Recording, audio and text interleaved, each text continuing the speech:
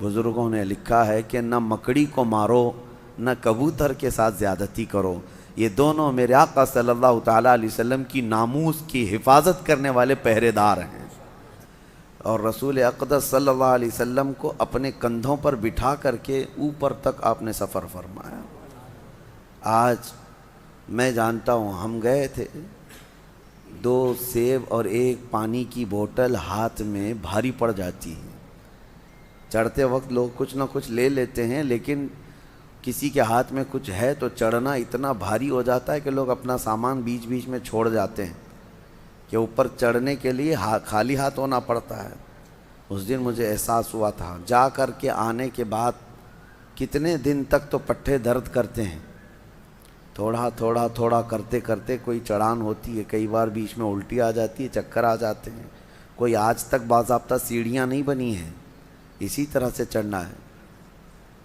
اور اس دن اندازہ ہوا کہ صدیق اکبر نے بار نبوت کو اٹھایا تھا اپنے کندھوں پر، اور وہاں تک لے جانے کے بعد وہ جو جانثاری ہے سیدنا ابو بکر صدیق کی، وہ کمال کی ہے تاریخ میں۔ اسی لیے آپ کے لقب میں سب سے زیادہ حضرت ابو بکر صدیق ہے۔ اگر اردو میں یاد کرتے ہیں تو یار غار، یار غار کا مطلب غار کا ساتھی، اور قرآن نے بھی اس کا ذکر فرمایا، قرآن میں بھی اس کا ذکر آیا ہے کہ یاد کرو اے محبوب جب آپ غار میں تھے اور آپ کے ساتھی آپ کے ساتھ تھے۔ ایک ہی ساتھی کا ذکر اللہ نے فرمایا ہے 10ویں پارے میں۔ اس غار میں جانے کے بعد حضرت ابو بکر صدیق نے حضور پاک صلی اللہ علیہ وسلم کو باہر بیٹھنے کے لیے عرض کیا، خود جا کر اس غار کی پوری صفائی فرمائی اور اس کے سوراخ کو کپڑے پھاڑ پھاڑ کر کے بند کر دیا کہ کوئی کیڑے مکوڑے نہ آئیں، اور نبی پاک صلی اللہ علیہ وسلم کو غار کے اندر لے جا کر آرام کرنے کی عرض کی، لیکن ایک سوراخ پر آپ اپنے پاؤں کی ایڑی لگا کر بیٹھے تھے۔ نبی پاک صلی اللہ تعالیٰ علیہ وسلم وہاں آرام کرنے کی غرض سے گئے۔ اس غار کو ابھی بھی آپ جا کر کے دیکھیں گے تو اتنا چھوٹا ہے کہ کھڑا نہیں ہو سکتا، اندر کوئی صرف بیٹھ سکتا ہے، کھڑے ہونے والی جگہ نہیں ہے وہ، اور 2 ہی لوگ اندر جا سکتے ہیں غار میں، اتنا چھوٹا ہے، 2 لوگ بیٹھ سکتے ہیں، باقی سب پتھروں سے گھرا ہوا ہے۔ تو روایات میں ہے مشہور کہ ایک سانپ حضور پاک صلی اللہ تعالیٰ علیہ وسلم کی خوشبو پا کر وہاں پہنچ گیا آپ کی زیارت کے لیے، لیکن اندر جانے کے سارے راستے بند تھے۔ تو ایک راستہ جس پر آپ نے ایڑی لگا رکھی تھی صدیق اکبر نے، پاؤں پر ان کے سانپ کاٹنے لگ گیا کہ یہ پاؤں ہٹائیں تو میں اندر جاؤں اور دیدار مصطفیٰ کر لوں، لیکن حضرت ابو بکر صدیق ہیں کہ پیر ہٹانے کو تیار نہیں۔ زہر چڑھتا ہوا ان کے ران تک آ گیا اور ان کا جسم پیلا پڑنے لگ گیا، اور نبی پاک صلی اللہ علیہ وسلم آرام کر رہے ہیں، درد کی شدت بڑھ گئی۔ بعض روایات میں ہے کہ سانپ جتنا پرانا ہوتا ہے اتنا زہریلا ہوتا ہے، وہ کافی پرانا سانپ تھا۔ حضور پاک صلی اللہ تعالیٰ علیہ وسلم نے پوچھا ما لک یا ابا بکر، اے ابو بکر کیا ہو رہا ہے تمہیں؟ کہا لدغت الحیۃ یا رسول اللہ، اے اللہ کے رسول سانپ کاٹ رہا ہے، ایسا لگتا ہے سانپ نے کاٹا ہے۔ نبی پاک صلی اللہ علیہ وسلم نے فرمایا پاؤں ہٹاؤ۔ کہا آقا وہ آپ کو ایذا نہ دے دے، تکلیف نہ دے دے، مجھے کاٹتا ہے ٹھیک ہے لیکن آپ کو ایذا نہ دے دے۔ مجھے ایک بات بڑی وہ لگتی ہے، صحابہ میں ایسی محبت تھی، کہاں کہاں آپ کو میں یہ جلوے دکھاؤں۔ جناب ابو طالب کے متعلق میں آپ کو بتا رہا تھا کہ جب وہ شعب ابی طالب میں حضور 3 سال تک جو بائیکاٹ کے دن گزارے تھے، جانتے ہیں آپ، میں نے بتایا مکہ میں بائیکاٹ کے دن گزارے۔ جناب ابو طالب رات کے وقت حضور صلی اللہ تعالیٰ علیہ وسلم کے سونے کی جگہ کبھی اپنے بیٹوں کو سلا دیتے تھے چادر اڑا کر کے، اور نبی پاک صلی اللہ تعالیٰ علیہ وسلم کی جگہ بدل دیا کرتے تھے بڑھاپے کے عالم میں، اور صبح اٹھ کر کے پہلے دیکھتے تھے۔ تو یہ پوچھنے پر کہ آپ روزانہ حضور کی جگہ پر جو سونے کی جگہ ہے کسی کسی کو ڈال دیتے ہیں، کہا کہ اگر غفلت میں ہم پڑے رہیں اور کوئی مکہ کا کوئی بھی دشمن آ کر کے مارے تو محمد کا قتل نہ ہو، میرے بیٹے کا قتل ہو صلی اللہ علیہ وسلم۔ اپنے بیٹوں کو نچھاور کر دیتے تھے۔ صدیق اکبر بھی جب اپنی جان کی پرواہ نہ کی، حضور پاک صلی اللہ علیہ وسلم نے فرمایا پیر ہٹاؤ، وہ مجھے ایذا نہ دے گا۔ سانپ اندر داخل ہوا، جی بھر کر کے میرے آقا کی زیارت کیا۔ نبی پاک صلی اللہ تعالیٰ علیہ وسلم کی زیارت کے مشتاق دنیا میں کون نہیں ہے سوائے ابلیس کے؟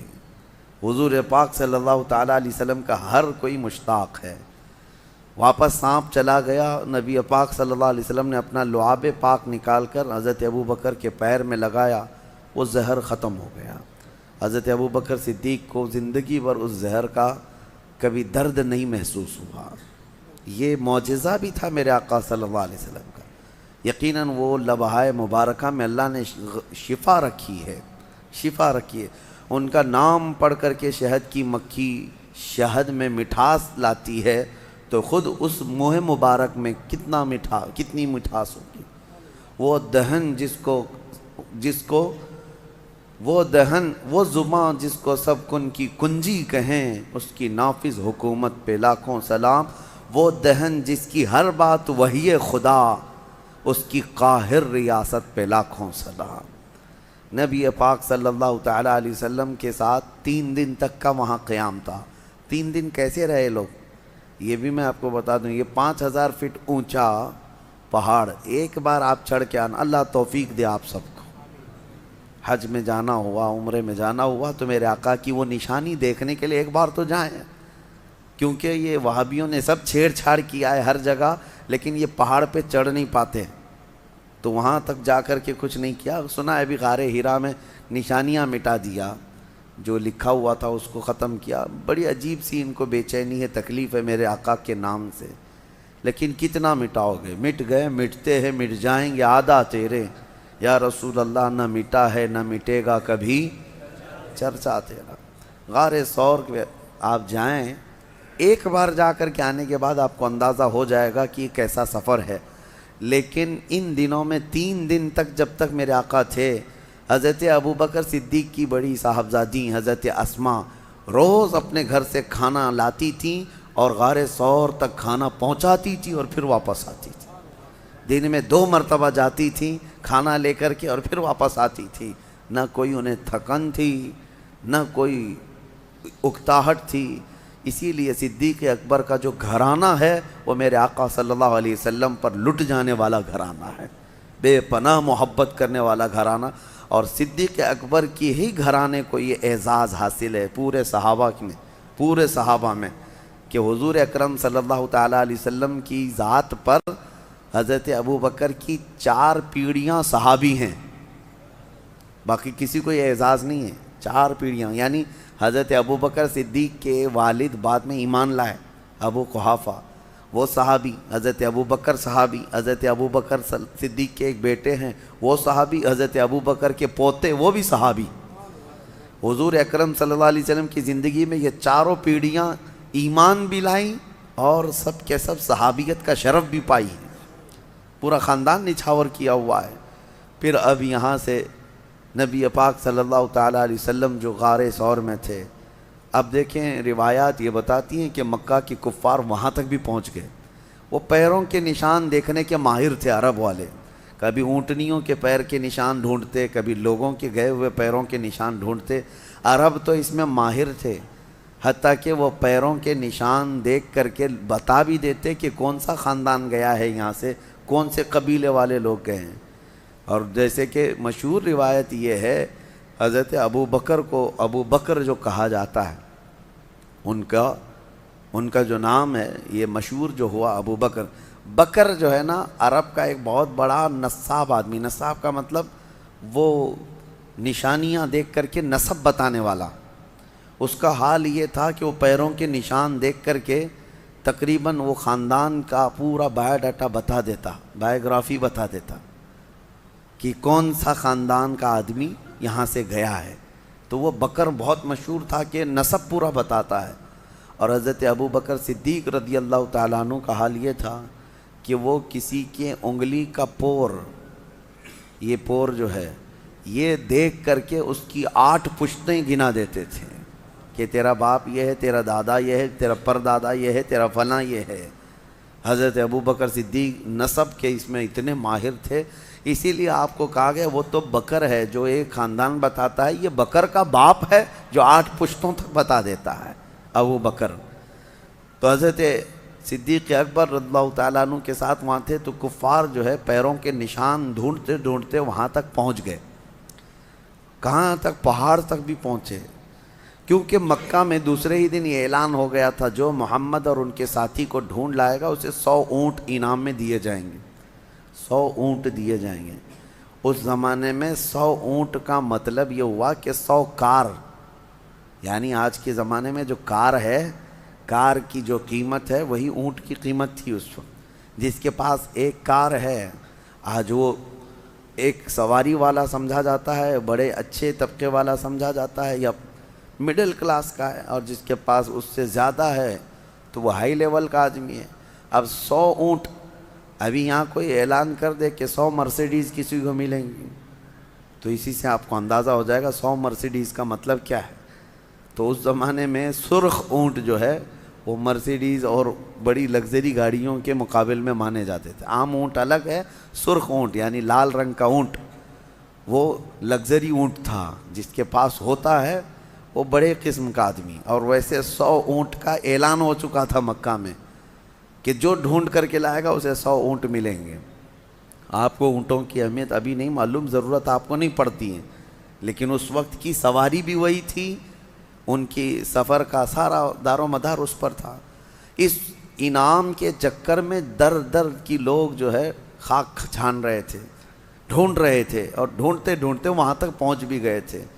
اب غار تک بھی پہنچ گئے، یہاں تک کہ اس مقام تک پہنچے کہ اگر وہ اپنے پیروں کی ایڑیاں اٹھا دیتے تو حضور پاک صلی اللہ علیہ وسلم اور حضرت ابوبکر ان کو صاف نظر آ جاتے ہیں.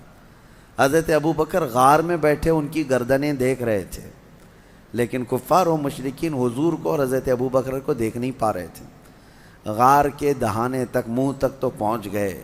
اللہ تبارک و تعالیٰ نے اپنے محبوب کی حفاظت کے لیے وہاں پر 2 نشانیاں ایسی پیدا فرمائیں. ایک مکڑی نے جال بن دیے، ایک کبوتری نے فوراً انڈے دیے. یہ نشانی تھی اس زمانے میں کہ جہاں کبوتری انڈے دیتی ہے انسانوں کا آنا جانا نہیں ہوتا، اور مکڑی نے جال لگایا، اس کا مطلب اگر کوئی اندر گیا آیا ہوا ہوتا تو جال ٹوٹ چکا ہوتا، اور مکڑی کو جال لگانے میں کافی وقت لگ جاتا ہے. اتنا گھنا جال لگا دیا تھا مکڑی نے چند گھنٹوں میں.